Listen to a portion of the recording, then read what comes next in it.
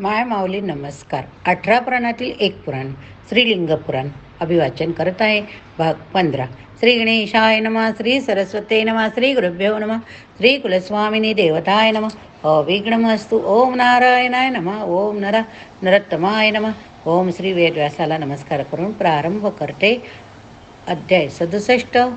वैष्णवाची लक्षणे. ऋषींनी विचारले, भगवान वासुदेवाच्या ठिकाणी तत्पर असलेले वैष्णव म्हणून ओळखले जातात, त्यांची काय काय चिन्ह असतात ते सांगाल का हो? त्यांना भक्तीचे काय फळ मिळते? त्यांना श्रीसुतांनी उत्तर देण्यास सुरुवात केली. हाच प्रश्न अमरीश राजाने महामुनी मार्कंडे यांना विचारलेला होता. तेव्हा मार्कंडे मुनी त्यांना म्हणाले, हे राजन, विष्णू भक्ताला उपासनेसाठी फक्त विष्णू हीच देवता असते. विष्णूचे कीर्तन करताना त्यांच्या अंगावर रोमांच उभे राहतात, त्यांच्या शरीराला कंप सुटतो, त्याला घाम येऊ लागतो, त्याचे डोळे प्रेमाच्या अश्रूने भरून येतात. असे हा विष्णू भक्त मनुष्याचे दर्शन झाले असता इतरांच्या मनाला आनंद आणि प्रसन्नता वाटते, असा मनुष्य वैष्णव होय. असा वैष्णव सामोर येताच त्याला विष्णूचं समजून जोच नमस्कार करतो, तो विष्णूचा खरा भक्त होय. दुसरा माणूस वृक्ष, कठोर असे बोलला तरी जो नम्र शांतपणे बोलतो तोच वैष्णव होय. सर्व वस्तू हरीचाच प्रसाद आहे असे समजणारा, विष्णू क्षेत्रात राहणारा, नित्य विष्णूचे पूजन एकाग्रपणे करणारा, काया वाचा मनाने विष्णूचा भक्त असणारा मनुष्य वैष्णव होय. अशा वैष्णवाची सर्व पापे जळून गेलेली असतात, म्हणून त्याचे पूजन करावे, कारण तो विष्णूजवळ गेलेला असतो. तसेच रुद्राच्या भक्ताहून श्रेष्ठ कोणीच नसतो. अध्याय 68. राजा अमरीशाचे आख्यान. ऋषीने विचारले, हे महान बुद्धिमान श्रीसुत, तुम्ही राजश्री अमरीश इक्ष्वाकू वंशीय राजा होता. तो मोठा विष्णू भक्त, हे आम्ही ऐकलं, पण त्याचे विशेष वर्णन काय हो? तुम्ही आम्हाला महात्म्य, अनुभव व भक्तियोग याद्वारे सांगा. श्रीसुत म्हणाले, मुनींनो, त्रिशंकू राजाची राणी संपूर्ण चांगली लक्षणे असलेली, नित्य शुद्ध आचरण करणारी होती. तीच अमरीशाची आई होय. ती नेमाने विष्णूची पूजा काया वाचा मनाने करीत असते. तसेच दाने देखील ती देई. विष्णूची पूजा करताना गंध उघळणे, धूप लावणे, जमीन सारवणे वगैरे कामे ती स्वतःच्या हाताने करीत असते. ती शुभ पतिव्रता, पद्मावती, नारायण व अनंत या विष्णूच्या शुभ नावाचा जप कायम करीत असते. तिने असे विष्णूचे पूजन अनेक वर्ष केले. तेव्हा एका द्वादशीला विष्णुमूर्तीसमोर ती आपल्या पतीबरोबर झोपली असता विष्णू स्वतः तेथे आले. ते तिला म्हणाले, हे भद्रे, तुला काय हवं ते सांग, ते माग. ती त्यांना नमस्कार करून म्हणाली, हे विष्णू, मला परम वैष्णव पुत्र होऊ दे. ती चक्रवर्ती, सम्राट असो, तेजस्वी असो, तो स्वतःच्या कर्तव्यात मग्न, अत्यंत शुद्ध असावा भाव. तसा वर तिला देऊन त्याने एक फळ तिला दिले. ती जेव्हा जागी झाली ते फळ तिला दिसले. तिनेही सर्व हकीकत पतीला सांगितले. त्यांनी दोघांनी अतिशय आनंदाने ते फळ खाल्ले. योग्य वेळी राणीने कुळाची वृद्धी करणाऱ्या सदाचारी विष्णुभक्त पुत्रास जन्म दिला. त्याचे शरीरावर अतिशय उत्तम शुभचिन्हे चक्र होते. राजाने त्याचे सर्व संस्कार योग्य असे केले. हाच पुत्र अमरीश या नावाने प्रसिद्ध झाला. आपल्या पित्यामागे तो अमरीश गादीवर बसला. राज्याभिषेक होताच त्याने सर्व राज्यकारभार मंत्र्याच्या स्वाधीन केला. स्वतः अत्यंत कठीण तप करू लागला. बरीच दिवस तो भगवान नारायणाच्या मंत्राचा जप करीत राहिला. अनेक दिवस तो ध्यान करीत असता विष्णू इंद्राचे रूप घेऊन आले. त्यांनी गरुडाला ऐरावत हत्तीचे रूप घ्यायला सांगितले. त्याच्या नजीक येऊन ते म्हणाले, हे अमरीशा, तुझे कल्याण हो. मी सर्व विश्वाच्या स्वामी तुझ्याकरिता इथे आलो. तुला मी काय हवं ते वर देऊ? तेव्हा अमरीश म्हणाला, मी तुमच्यासाठी तप करीत नाही, तेव्हा तुम्ही मला काही द्यावं अशी माझी इच्छा नाही. हे इंद्रा, आपण सुखपूर्वक जा, कारण माझे स्वामी तर भगवान नारायण आहेत. मी त्यांचीच प्रार्थना करीत आहे. हे इंद्रा, माझी बुद्धी भ्रष्ट करायचा प्रयत्न करू नका. हे ऐकून हसत हसत विष्णूंनी स्वतःचे रूप घेतले. त्यांचे दर्शन घेऊन अमरीश अतिशय संतुष्ट झाला हो. त्याने विष्णूला नमस्कार करून त्याची स्तुती करून म्हटले, महेश्वर, शंकराच्या अंगातून उगवलेल्या अंतराळरूपी कमळात फिरणारे पक्षी आपण आहात. आपण कपाली, कव्य, वाह, हव्य प्रभंजन आहात. आपण क्रियानंद स्वरूप आहात. आत्म्याच्या आतील आत्मा आहात. मी आपणाला शरण आलो. आपला जय असो. आपण माझे रक्षण करा, कारण आपण माझे एकमेव आहात. आपल्याखेरीज माझे कुणी नाही. विष्णूने विचारले, तुझ्या हृदयातली इच्छा काय ती सांग. मी तुला सर्व काही द्यायला तयार, कारण तू माझा सुंदर व्रती असा भक्त, मी भक्तीने प्रसन्न होणारा. त्यावर अमरीश म्हणाला, मी नेहमी आपला भक्त असू दे, तसे ते सारे विश्व वैष्णव बनवून त्याचे पालन मला करू दे. लोकांना दुःख न होईल अशी माझी बुद्धी असू दे. विष्णू म्हणाले, तुला हवे तसे होईल. मी पूर्वी भगवान शंकराकडून तैपाने हे सुदर्शन चक्र मिळवले होते. ते तुझ्या शत्रू, रोग, दुःखाचा नाश नित्य करील. तसेच इतरांनी तुझा शाप दिला तरी त्यापासून हे चक्र तुझे रक्षण करील. मग त्याने नमस्कार केल्यावर विष्णू अंतर्धान झाले. अशा अमरीश आपल्या अयोध्या नगरीत परत आला. त्याने सर्व लोकांना आपापल्या कामास लावले. प्रजेचे पालन तो उत्तम प्रकारे करू लागला. तो स्वतः नित्य विष्णूची आराधना करीत असे. नंतर विष्णुपूजकाचा तो विशेष आदर सन्मान करीत असे. त्याने अनेक अश्वमेध वाजपेय यज्ञ केले. त्याची सगळी पूजा धार्मिक होती. त्याच्या राज्यात कधीच दुष्काळ पडला नव्हता. भूमी, धान्य, गवत यांनी भरलेले असे. कोणत्याच वस्तूची तूट तेव्हा पडली नव्हती. रोगराई नव्हती. प्रजेला कोणाचाच उपद्रव्य होत नसे. प्रजा सुखी निरोगी होती. असे त्या तेजस्वी अमरीशाचे सुराज्य होते. त्या अमरीशाला कमळाप्रमाणे डोळे असलेली, सर्व शुभ लक्षणांनी युक्त असलेली श्रीमती नावाची एक मुलगी होती. परमसुंदर अशा त्या श्रीमतीचा विवाह करायची वेळ आली होती.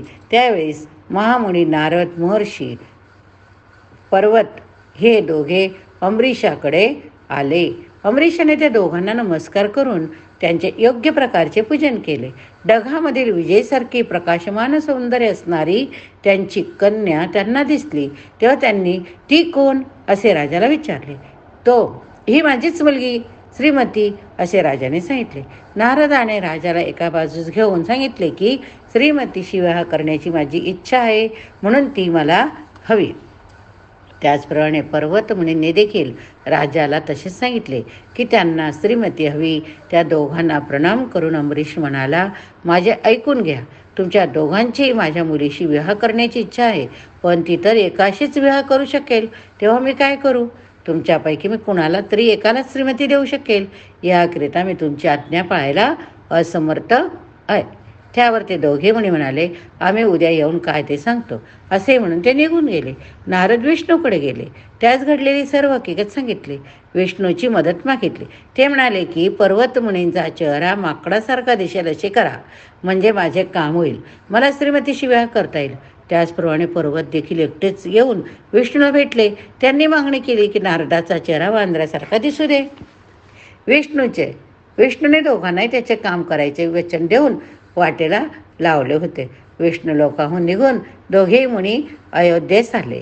ते दोघे आल्याचे समजताच अमरीशाने मुलीच्या विवाहाची तयारी केली. अयोध्या नगरीत मंगल पवित्र वस्तू लावल्या. रस्त्यावर सडे टाकले, ध्वज उभारले, दिव्य धूप सगळीकडे जाळला.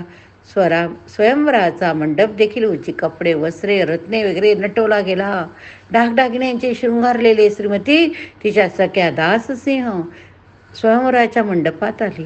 राजाने तिला सांगितले, हे दोघेही मुनी नारद व पर्वत देवांचे ऋषी सिद्ध आहे, श्रेष्ठ ज्ञानी, महान आत्मा असलेले. म्हणून हे भद्रे, दोघांपैकी जो तुला मनातून आवडेल त्याला तू माळ घालव. अखेरीस ते विष्णूकडे आले. त्यांनी त्याला विनवल्याने त्यांनी चक्र थांबवले. वरमाला घेऊन ती त्यांच्यासमोर आली. एकाचे तोंड वानरासारखे काळे, एकाचे लाल असलेले पाहून ती भयभीत झाली. एखाद्या वादळात सापडलेल्या कर्दळीप्रमाणे उभे असलेल्या तिला पाहून राजाने तिला म्हटले, मुली, तू काय करणार आहे? त्या दोघांपैकी एकाच्या गळ्यात ही शुभ माळा घाल. ती उद्गारली, हे तर दोघे नर वानर, मला ते काही नारद किंवा पर्वत दिसत नाही, पण त्या दोघांमध्ये एक 16 वर्षाचा कुमार मात्र दिसतो. असे म्हणून तिने त्या कुमाराचे सौंदर्य कसे दिसत होते त्याचे वर्णन केले. बाकीच्यांना मात्र तो कुमार दिसत नव्हता. तेव्हा त्या दोघा मुलींनी ओळखले की ती कुणीतरी निर्माण केलेली माया ती रागाने म्हणाली, राजा, तुझ्या मुलीला मोह झालेला दिसतो. तिला त्वरित आमच्यापैकी एकाच्या गळ्यात माळ घालायला सांग. राजाने परत मुलीला सांगितले, तुला हव्या त्याच्या गळ्यात माळ घाल. त्याबरोबर तिने तिलाच दिसणाऱ्या कुमाराच्या गळ्यात वरमाळा घातली. त्याच क्षणी तीही तेथून अदृश्य झाली. तो कुमार म्हणजे प्रत्यक्ष विष्णू होते. श्रीमतीला घेऊन ते स्वस्थानी निघून गेले होते. श्रीमती अदृश्य झालेली पाहून नारद पर्वत आश्चर्याने चकित झाले. त्यांनी मनातल्या मनात स्वतःचा धिक्कार केला. त्यांना खूप दुःख झाले हो. ते विष्णूकडे यायला निघाले. विष्णूनेच त्या श्रीमतीला पळवून नेले असले पाहिजे असा त्यांना दाट संशय आला बरं का. ते येत आहे असे पाहून विष्णूने श्रीमतीस लपवून ठेवले. बसायला सांगितले. ती त्याप्रमाणे लपून राहिली. नारद पर्वत विष्णूकडे आले. त्यांनी आपली शंका त्यास बोलून दाखवली. तेव्हा विष्णूने कानावर हात ठेवले. नारदाने त्याला हळूच विचारले, माझे तोंड माकडासारखे कोणी केले? पर्वताने त्यास तसंच प्रश्न केला, माझे तोंड वानरासारखे कसे?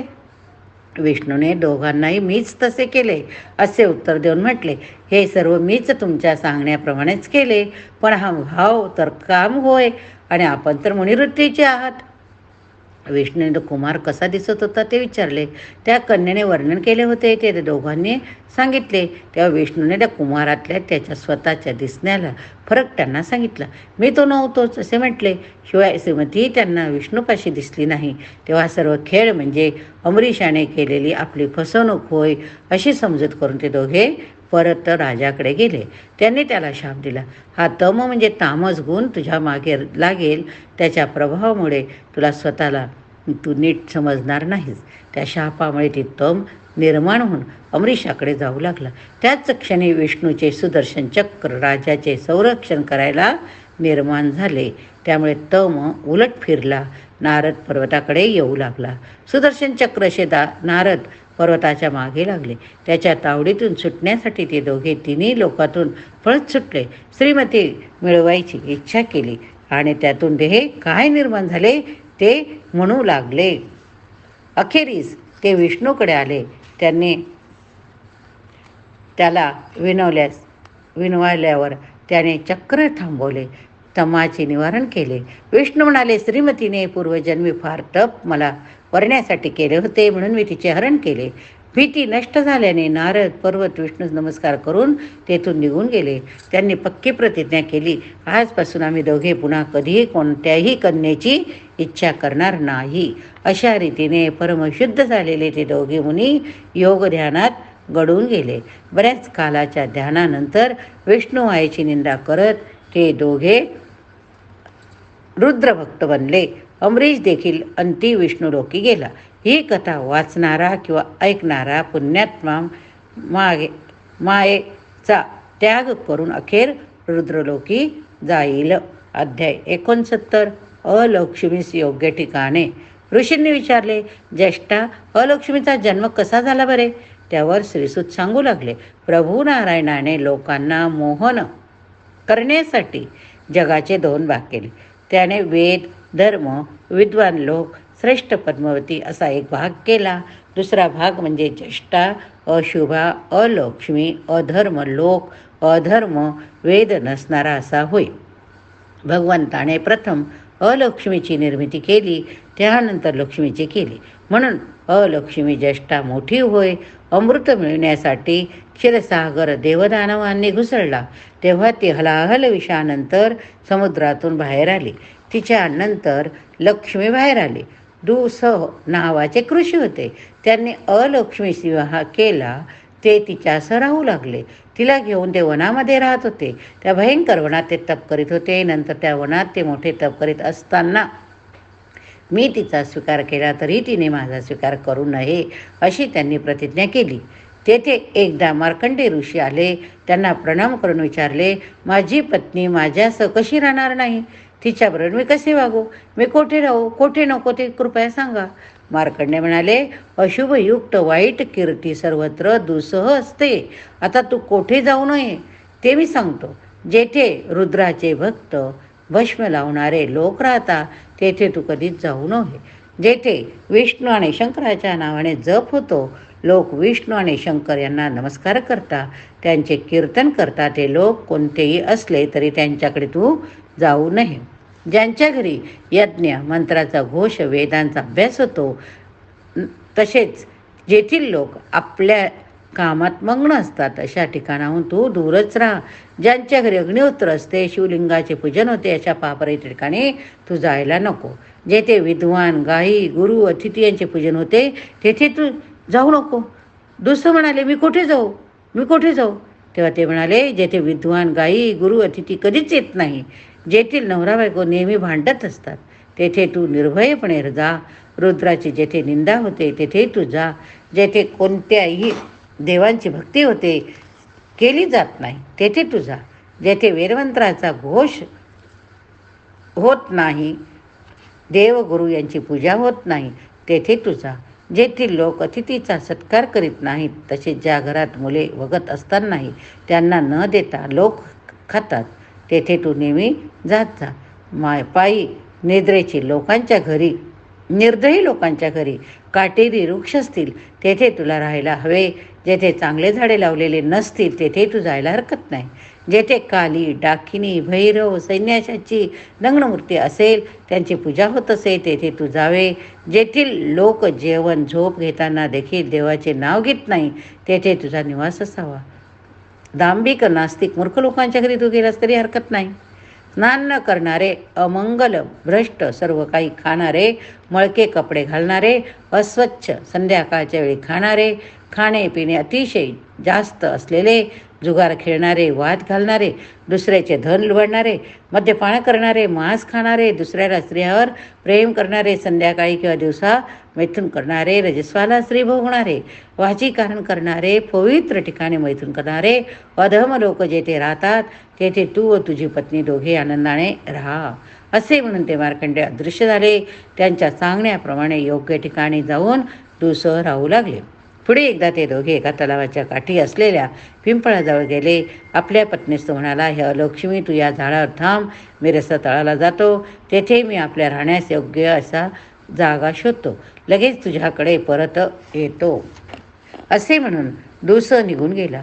तो आज तागायत परत आलेला नाही. त्याची वाट पाहत असताना एकदा भगवान विष्णूच्या दृष्टीस ती पडली. त्यांना ते म्हणाले, महान बाहू असलेल्या देवा, माझा स्वामी दुसह माझा त्याग करून पाताळात निघून गेला, त्यामुळे मनात झाले, तेव्हा मला उदरनिर्वाहासाठी काहीतरी नेमून द्या. असे म्हणून तिने त्यांना नमस्कार केला. तेव्हा त्यांनी तिला म्हटले, हे अलक्ष्मी, जे पुरुष माझी किंवा शंकराची निंदा करता, आपल्या किंवा जगदंबेच्या भक्ताची निंदा करता, त्यांचे सर्व धन तुझे, तसेच जे महादेवाची निंदा करून माझी स्तुती करता, अशा मूर्ख लोकांचे धनही तुझेच. त्यानंतर विष्णू अदृश्य झाले. तिचा त्याग करण्यासाठी त्यांनी लक्ष्मीसह शंकराचा जप केला. म्हणून हे म्हणून ह्या त्या अलक्ष्मीसाठी नेहमी बळी द्यावा. स्त्रियांनी देखील विविध प्रकारचे बळी देऊन तिचे पूजन करावे. अलक्ष्मीची हकीकत जो कोणी वाचतो, ऐकतो, त्याचे पाप संपते, त्यांना लक्ष्मी शुभगती मिळते. या ठिकाणी हा अध्याय संपला. पुढील भागात पुढील कथा बघूया. पुराणां सर्वशास्त्राणां प्रथम ब्रह्मणा स्मृतम् उत्तमं सर्वलोकानां सर्वज्ञानोपपादकं. हर हर महादेव शंभो.